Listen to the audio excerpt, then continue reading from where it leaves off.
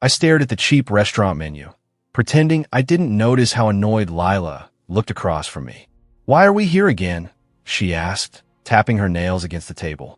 "It's quiet, and their pasta is good," I said. She sighed loudly.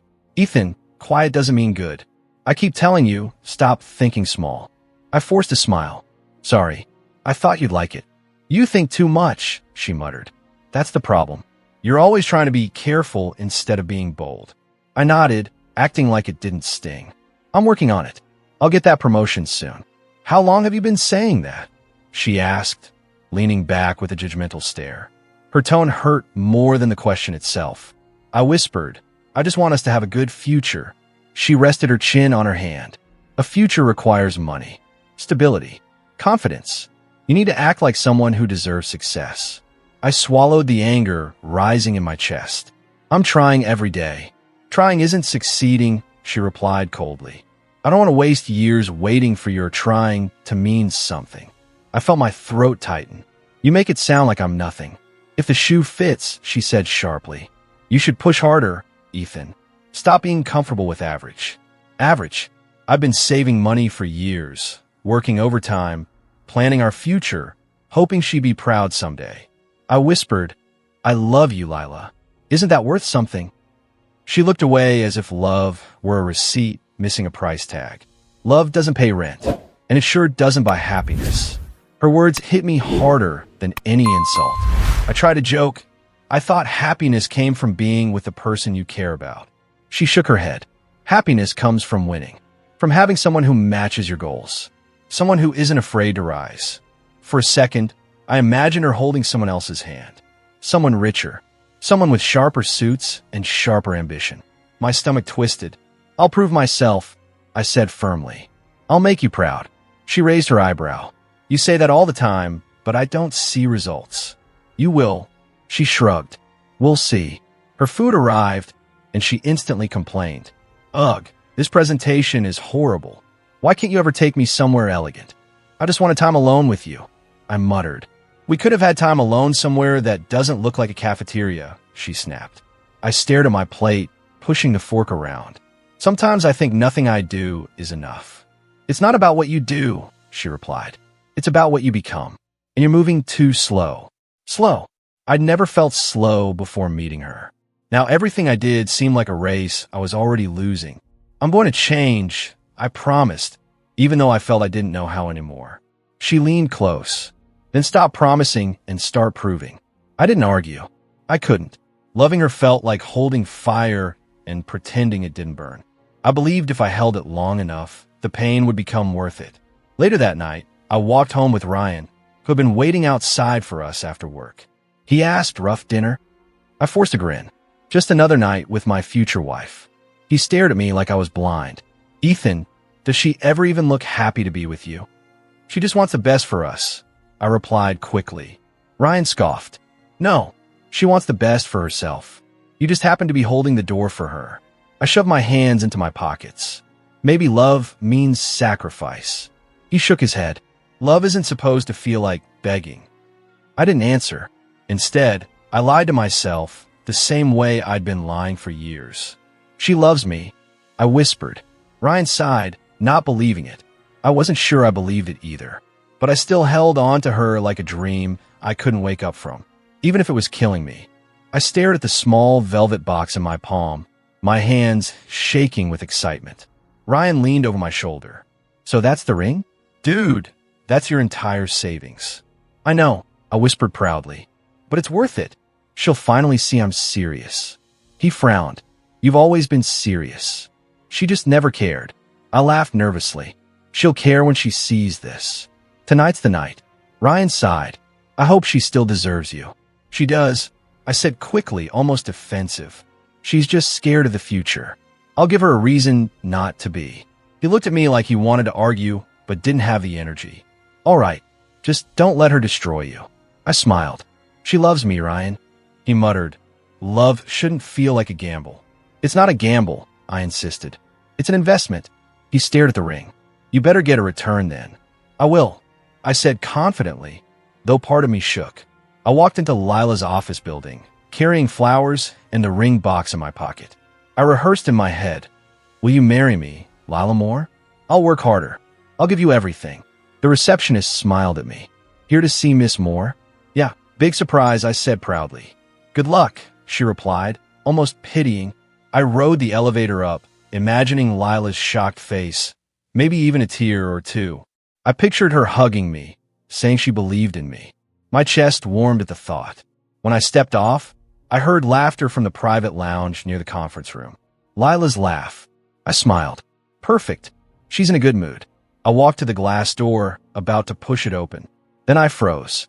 Lila sat on the couch, leaning into Daniel Hart. Her fingers were laced with his. Not accidentally. Not casually. Like they belonged there.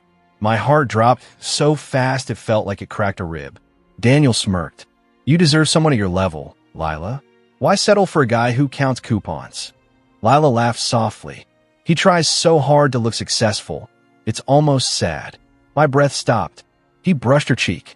Pretty girls like you should be with winners. Not whatever he is. She grinned. He's small-minded. Always thinking cheap. Always dreaming tiny. I need someone who actually knows how to live big. I swallowed hard, unable to move. Daniel leaned closer. So, you're done with him? Of course, she whispered. Why would I marry someone like him? I gripped the ring box, so tight my palm hurt. Daniel chuckled. Then I guess I win. She smiled back. You do. He kissed her. She didn't hesitate. She didn't resist. She kissed him like I never existed. When they parted, she said proudly, I'll never marry someone broke.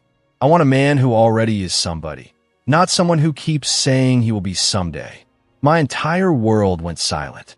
Not rage, not tears, just a numb, empty silence like my heart had been switched off. The ring box shook in my hand. My future, our future, turned into a joke they were laughing at. Daniel asked, So when will you tell him? She shrugged.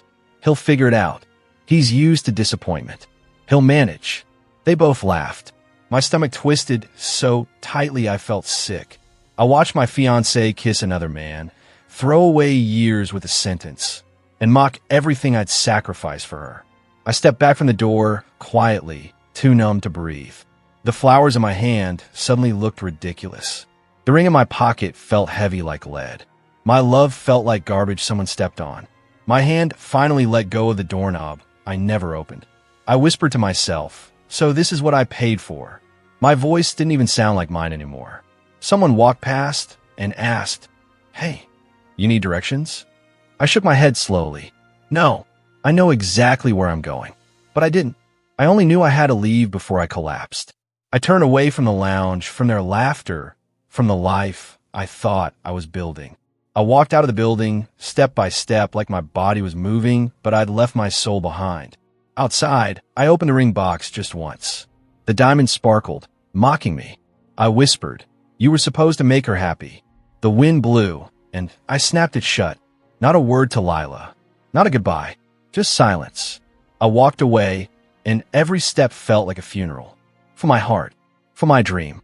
For the man I thought I was. And I didn't shed a single tear. Not yet. I opened the door to see Lila standing there with her arms crossed, face cold as glass. She didn't wait for me to speak. We need to talk. I stepped aside silently. Come in. She walked past me like she didn't recognize the place she used to demand I decorate better. I won't waste time, she said. I'm leaving you. I nodded slowly. Okay. She blinked, confused. That's it? No questions. What is there to ask? I replied. Her eyebrows tightened. I'm going to be with Daniel. I know, I whispered. Her face twitched. So you saw. I saw enough, I said, keeping my voice steady. She waited, staring, expecting tears, shouting, begging, something. Aren't you going to say anything? She asked impatiently. I already did, I answered. Inside my head last night. She scoffed. So you're just accepting it? I don't have to accept something that was never real, I said calmly. She took a step closer, almost offended. You're supposed to fight for me. Why? Because I was your fiancée, she snapped. I almost laughed. Were you? Her mouth fell open. What does that mean? It means you stopped being mine long before today, I answered. She shook her head. You're pathetic. You can't even show emotion. I shrugged. You never liked my feelings anyway. She clenched her jaw. I expected at least a reaction. I smiled lightly. You got one. I'm smiling. She stared at me like I insulted her existence. You smile now? After losing me? I didn't lose anything worth keeping, I responded. The front door opened without knocking. Daniel walked in like he owned the room. I didn't even look surprised.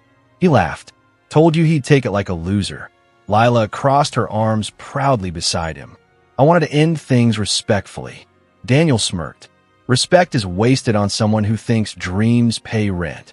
I looked at his expensive watch, his tailored suit, his arrogant posture. Congratulations, I said.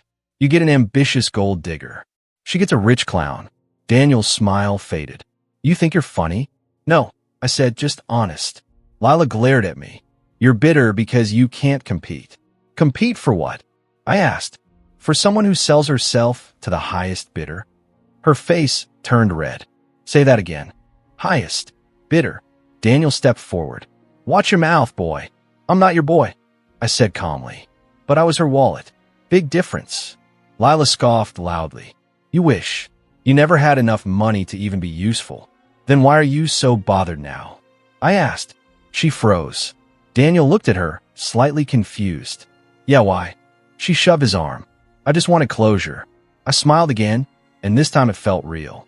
You're not getting closure. You're getting honesty. Lila frowned. What honesty? I stepped forward, meeting her eyes. Thank you. She blinked. For what? For showing me who you are before I wasted more years pretending you were someone else. Her mouth opened slightly, speechless for the first time since I met her. You should hate me, she whispered. No, I said gently. I should thank you. For what? She repeated, voice softer. For freeing me. Daniel rolled his eyes. You're acting like you had her. She was always aiming higher. I turned to him. Higher isn't the same as better. Lila snapped, trying to regain control. You'll regret not fighting for me. I don't chase trash that throws itself away, I said quietly. The silence after that sentence felt like thunder. Daniel grabbed her wrist. Let's go. He's not worth it. She didn't move immediately. She stared at me, waiting for me to break. I didn't. I just stood there, heart bleeding, but finally strong enough to let the bleeding mean something. Daniel pulled her toward the door. Come on. She jerked her hand away and shouted at me, desperate and angry. Say something. Do something. Already did. I whispered. I smiled. Her eyes shook, confused, almost scared. I closed the door slowly, her voice fading behind it. The smile on my face hurt like hell, but it was mine. For the first time in years, it belonged to me. I sat at my desk the next morning, staring at lines of code like they were a way out of prison. Ryan tossed a sandwich onto my keyboard. Eat. You look like you swallowed a funeral. I'm working, I muttered. You're dying, he shot back. At least die with carbs. I sighed and took a bite. Thanks. He stared at me. So what now? Want a revenge plan? Want to egg his car? No, I said flatly. I want to build something. He blinked. Build what? A missile. A system, I answered. Security software. Something impossible to crack. Ryan leaned in. What's it for? For me, I replied. For my future. For everything she said I couldn't be. He grinned. Better than a missile. I typed faster, fueled by anger disguised as focus. Ryan nodded at the screen. You look alive again. I feel angry, I corrected. That's close enough, he said. Days turned into weeks. I worked through lunch breaks, skipped weekends, ignored everything else. Ryan kept dragging me out for coffee. Breathe, genius. Oxygen helps code. I'll breathe after I finish, I mumbled. He slapped my shoulder. You'll finish faster if you're not dead. One evening, while I was still working, Mr. Donovan, the company's quiet older investor, stopped behind my chair. What are you building, Ethan? He asked softly. A new security framework, I answered. Real-time adaptive detection with self-learning firewalls. He raised an eyebrow. You wrote that yourself? Yes. And why? I paused. Because I want to be more than what people think I am. He stared at me for a moment. Show me tomorrow. I nodded. Yes, sir. When he walked away, Ryan whispered. He never asked to see anyone's work. Not even the board's. I shrugged. Maybe he's bored. Ryan shook his head. Or maybe he sees something you don't see in yourself. The next day, Donovan sat beside me as I presented my prototype. I try to speak clearly. It detects breaches before they happen, based on predictive patterns. He watched the screen intensely. You designed this alone? Yes. It could change everything, he murmured. My heart thumped hard. Is it good? Donovan turned to me. It's genius. And genius needs backing. I froze. Backing. He nodded. I want to partner with you. You design it. I fund it. We build a company together. My breath caught. Why me? Donovan smiled faintly. Because you're working like someone who's trying to prove the world wrong. I stayed silent. He added, pain can destroy a man, or it can build one. Which are you becoming? I don't know yet. I whispered. Well, he said, let's find out. Ryan practically tackled me after Donovan left. You got a partnership? You? It's just a proposal, I muttered, stunned. Ryan grabbed my collar. Sign it before he changes his mind. I'm thinking. No thinking, he yelled. Thinking is how you almost spend your life with Satan's niece. I laughed for the first time in weeks. All right, I'll sign. Ryan exhaled dramatically. Good. Finally, a smart decision. Later, Donovan handed me the contract. No rush, he said. Just no opportunities don't wait forever. I held the pen tightly. I'm ready. You're sure? Yes. Then sign, Ethan. Become who you're meant to be. The pen scratched my name across the page. My hand shook, not from fear, but something stronger. Freedom. Ryan clapped loudly. Welcome to the world of people who don't beg for love. They build futures. I replied quietly, I'm done begging. Donovan shook my hand. Build something that will make them remember your name. I whispered, they will. We packed up for the night. Ryan nudged me. So, revenge by success? No, I said, grabbing my laptop. Revenge by becoming someone they can't reach. As I stepped outside, the cold air hit my face. I looked at the sky, calmer than I'd been in years. They'll see me again, I whispered to myself. But I won't look back. The first time a bank representative called asking about my software, I nearly dropped my phone. You're calling for me? I asked. Yes, Mr. Cole, the woman replied. Your program might be exactly what our institution needs. Ryan pumped his fist. Answer professionally, dude. Not like you won the lottery. I think I did. I whispered. Meetings followed. Investors flooded our inbox. Reporters asked about the rising cybersecurity innovator. Ryan teased. They're calling your name like a pop star. Should I get you sunglasses? I'm still the same guy, I muttered. He snorted. No, now you're the same guy with money. Donovan watched it all proudly. I told you pain builds men. You built something rare. I just didn't want to fail again, I said. He shook his head. You didn't succeed to avoid failure. You succeeded because you finally believed you could. At a networking gala, a woman approached me with a calm smile. You're Ethan Cole, she said. Yes, and you are. Claire Hayes, marketing strategist. Ryan whispered behind me. Strategist, not gold digger. Keep listening. Claire extended a folder. I studied your growth. Your marketing is strong, but your brand identity is unclear. If you want long-term trust, you need more than numbers. You need a voice. I raised an eyebrow. You're saying we're loud, but not speaking? Exactly, she said. Noise isn't communication. I chuckled. So what makes you think we need you? You don't need me, she said calmly. But you'll grow faster with someone who sees what you don't. Ryan whispered, hire her before someone smarter does. A week later, Claire joined our team. She didn't praise everything I did. She didn't flirt. She didn't hover over my bank account. She asked questions no one had ever asked. One morning she said, why do you keep hiding behind your work? I'm not hiding, I replied. You are, she insisted. You act like your success is an apology. Who are you apologizing to? I didn't answer. She nodded. Exactly. Stop apologizing. Start owning what you built. During another presentation, Claire nudged me forward. Speak. They're not here for us. They're here for you. I hate public speaking, I whispered. Speak anyway, she said. Power doesn't hide. So I spoke. Nervous. Shaky. Honest. The room applauded. Investors lined up to talk. Ryan slapped my back proudly. You finally sound like the guy building the future, he said. I exhaled. I kind of liked it. Good, he laughed. You're going to do a lot. Contracts rolled in, corporations, hospitals, even a government agency. Donovan leaned back one afternoon and said, "We're no longer a startup. We're a competitor." I looked around at our growing team. "We did this in less than a year." "No," he corrected softly. "You did." Claire smiled. "Now you just need to trust yourself the way the world already does." I scratched my head. "I'm getting there." "Well, hurry," she joked. "We have more clients tomorrow." One evening, after everyone left, I sat alone in my office. I opened my desk drawer. The ring box stared back at me.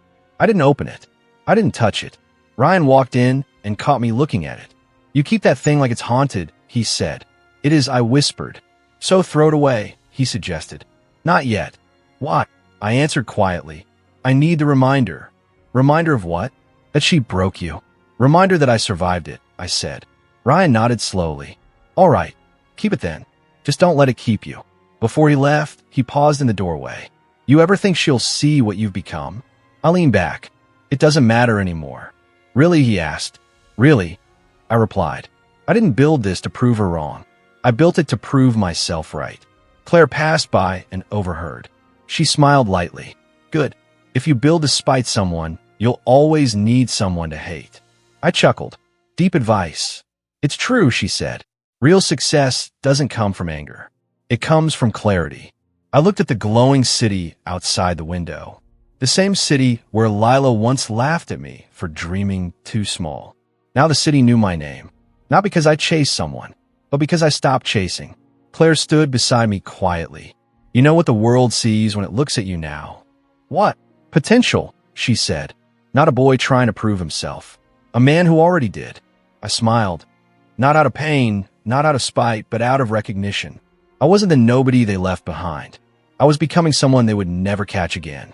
And the world was starting to notice. My phone buzzed late in the evening. I almost ignored the unknown number until the voice on the other end purred. "Ethan? It's me." My fingers froze. "Lila." She giggled softly, too sweet, too practiced. "You didn't forget me, right?" "I remember everything," I said calmly. "I was hoping we could talk. Maybe catch up? Dinner? Like old times." I leaned back in my chair. "Why now?" Her tone softened. "Because I missed you." "Missed me?" I already knew Daniel's company was drowning in scandals and layoffs. I read the headlines like weather reports. I didn't need revenge. The world was doing it for me. "So," she pressed. "Dinner." I paused long enough to make her nervous. "Sure." At the restaurant, she greeted me with a tight grip and a familiar scent that used to calm me, but now felt like cheap pretending. "Ethan, you look incredible," she said, eyes scanning my suit. "You look the same," I replied. Her smile twitched. I meant it as a compliment. "I didn't." She laughed awkwardly and sat down. "I'm really glad you came," she whispered. "I'm curious," I said. "That's all." Menus arrived, but she didn't look at hers. She stared at me instead. "Do you remember our dreams?" she asked. "I remember my dreams," I answered. She licked her lips nervously and leaned close, fingers brushing my hand. "Ethan, don't be cold. You know we had something special." "We had something," I said. "I just don't know if it was special." She bit her bottom lip, just like when she wanted something expensive. "I made mistakes," she murmured. "We all do," I said. She leaned closer, her voice syrup sweet. "Did you ever feel like we were meant to be?" "No," I replied. "I felt like I wanted us to be." The silence cracked her mask. She swallowed hard. "Daniel wasn't what I thought. He lied. He used me. And you let him." Her eyes widened. "You're not shocked. You told me what you valued." I said. "You weren't lying. You just chose wrong." She reached for my hand again, tighter this time. I didn't understand worth back then. "I see yours now. You're successful. Respected. I'm proud of you." "Proud," I repeated. "You don't get to be proud." She flinched. "Ethan, can we start over? I'm willing to make things right. I'll support you. I'll change. I just want..." "You want comfort," I said. "Security. A life someone else built." Her voice cracked. "Why are you being so cruel?" "I'm not," I said quietly. "I'm just not weak anymore." She stared at me like she didn't recognize the person sitting across from her. "You're different," she whispered. "No," I corrected.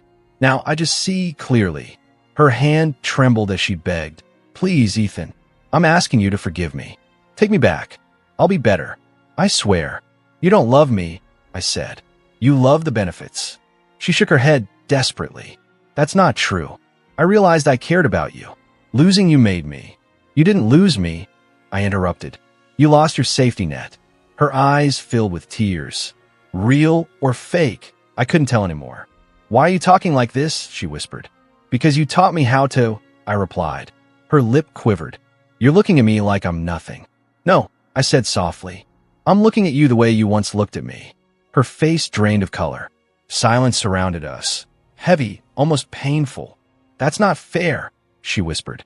It's not revenge, I said. It's closure. She stared at me hopelessly. So, you won't give us another chance? There was never an US, Lila, I said. You just thought there was until something richer came along. Tears finally escaped her eyes. She tried to speak, but couldn't. I leaned back, completely calm, my expression unreadable, just the way hers used to be when I begged for affection. Thank you, I said quietly. For what? She asked, voice breaking. For teaching me who not to love. She lowered her head, broken where I used to be broken. For the first time, I didn't feel pain, just peace. Lila stared at me like she was still waiting for a punchline. Her voice shook. So that's it? You're just letting me go? I rested my hands on the table, relaxed. Lila, I don't hate you. She blinked fast. Then why are you being like this? I'm grateful, I said, because you taught me exactly what I deserve. Her mouth opened, but nothing came out. I continued. You showed me the difference between being loved and being used. You pushed me to grow. So yes, thank you. Her eyes widened like I'd slapped her. You can't mean that. I do, I said. Your betrayal was the best thing you ever gave me. Her chair scraped loudly as she leaned forward. Stop pretending you're okay. You're not. I know you. You love me. I did, I answered, but I finally learned to love myself more. She exhaled sharply. So, this is your big revenge? Acting cold? Acting successful? No, I said, calm as water. Revenge would mean I cared about what you think. I don't. Her voice cracked. You can't just walk away after everything we had. We didn't have something, I corrected. I just held on too long to someone who never held me back. Her lips trembled. I made a mistake, Ethan. People make mistakes. You should forgive me. I already did, I said. That's why I'm walking away. Her eyes glistened with sudden tears. They appeared too fast, too shiny. You're acting like I'm some villain. No, I replied. You're just someone who chose herself. Now I'm doing the same. She grabbed my wrist desperately. Ethan, please. I can change. I'll try harder. Just don't give up on us. I gently pulled my hand away. I'm not giving up on us. I'm giving up on something that never existed. She stood up suddenly, voice trembling. I believed in you once. You believed in who you wanted me to become, I said. Not who I was. Her tears fell, streaking her perfect makeup. Why are you talking like you're better than me? I'm not better, I answered. I'm just finally enough for myself. She shook her head, confused, desperate. I don't understand. You love me so much. You would have done anything for me. I did, and that was the problem. Before she could respond, a loud voice cut through the room. There you are. Daniel Hart stood near our table, hair messy, tie undone, eyes tired. He grabbed Lila's arm like she belonged to him. What the hell are you doing here? He snapped at her. Lila pulled her arm back. Daniel, I just needed to talk. To him. Daniel pointed a finger at me. This nobody?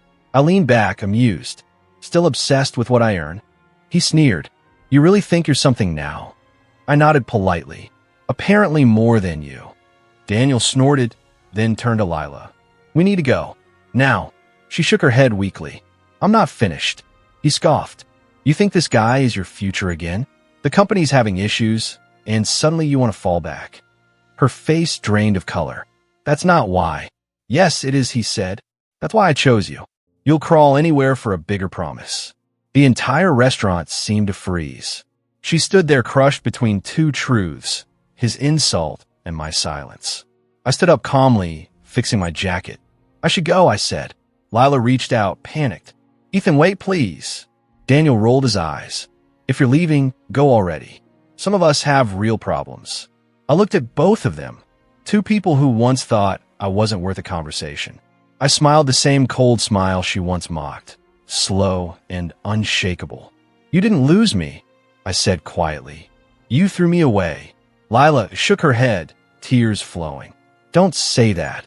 And now, I continued, I'm too expensive to pick up. Daniel laughed bitterly. Expensive? You're still nothing compared to. I don't compare myself to trash, I said. He froze. She stared. The room held its breath. I pushed my chair in gently. Enjoy your dinner. The check is yours. Consider it a memory of how you left me last time. Lila's voice cracked into a whisper. Ethan, please. Daniel muttered. Pathetic, whether at her or me. Maybe both. I didn't care anymore. As I walked past them, I heard her sob break into the quiet restaurant. People were watching, whispering. Daniel was already scolding her under his breath. I didn't turn around. For once, walking away didn't feel like losing. It felt like freedom wearing my name. Outside, the night air hit my face like a promise. I smiled to myself. Not in pain, not in revenge, just in peace. The office lights were still on when I walked in. I thought everyone had gone home, but the moment I stepped through the glass doors, voices rose all at once. There he is. Ethan, congratulations, boss. I blinked as confetti hit my shoulder. What in the world? Ryan grinned and slapped my back. Don't act surprised. You signed 3 international deals today. You're officially a big shot. I didn't sign them alone, I said. No, Ryan replied. But you made them chase us. Before I could respond, Claire appeared with a giant cake box. She lifted it like it weighed nothing and smiled. You were gone too long, she said. So we got bored and decided we needed sugar. You just needed sugar, I teased. And maybe, she smirked, a reason to force you to stop working. Ryan pointed at her. She's lying. She just wants cake. I never denied that, she said proudly. Everyone gathered around, talking at once. This deal puts us on the global map. Banks from 3 countries, Ethan. Are we getting bonuses? I laughed. We'll talk about bonuses tomorrow. Ryan shouted. That's a yes, and everyone cheered again. Claire cut the cake and handed me a slice first. You look tired, she said softly. Long day, I answered. You mean long life, she corrected. I raised an eyebrow. Trying to psychoanalyze me now? Only a little, she smiled. You used to look like you were running from something. Tonight, it feels like you're finally running towards something. I didn't respond immediately. Her words landed deeper than she knew. She nudged me lightly. Whatever you did today, you look lighter. I exhaled. Maybe I finally stopped fighting the past. Good, she said.